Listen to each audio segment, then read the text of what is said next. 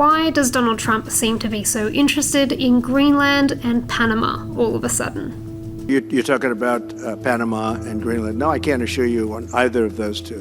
But I can say this, we need them for economic security. Trump insinuated he would use military force to seize control of Greenland and the Panama Canal. Controlling Greenland would be of strategic consequence because it's a port in a strategic shipping route, and it has reserves of valuable minerals, including cobalt, lithium, and nickel. But Trump claims America needs a presence in Greenland as a matter of national security, and that it would be of benefit to Greenland to have American control it, since China and Russia have Navy operations stationed there. People really don't even know if Denmark has any legal right to it. But if they do, they should give it up because we need it for national security. That's for the free world. I'm talking about protecting the free world. As for the Panama Canal, Trump claims China is basically controlling it, even though Panama's president has rejected that claim. The Panama Canal is vital to our country. It's being operated by China. China.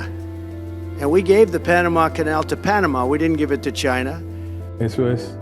That is a manifestation of gross ignorance of history.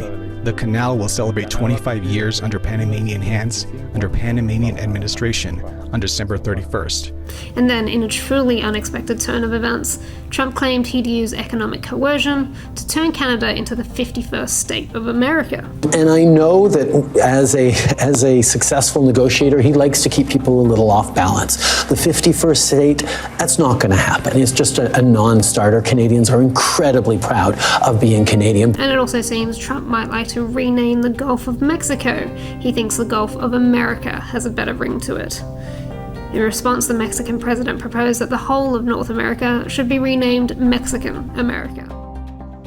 But why don't we call the United States América Mexicana? Mexican America?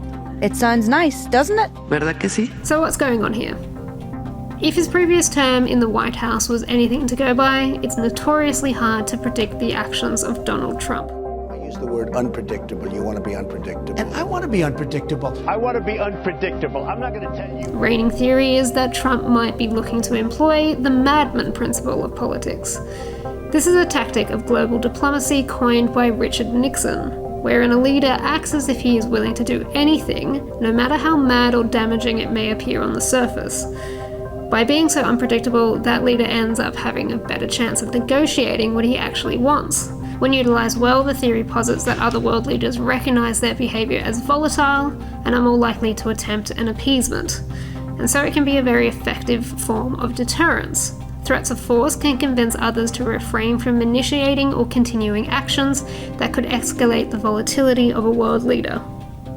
Though some political theorists, including Jonathan Stevens in the New York Times and international relations academic Roseanne McManus of the University of Wisconsin-Madison, say Trump's employment of the Madman principle may not be as effective as he thinks.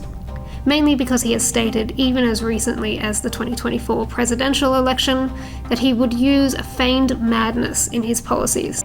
He said a military confrontation over Taiwan would not be necessary as she, quote, respects him and knows he is crazy.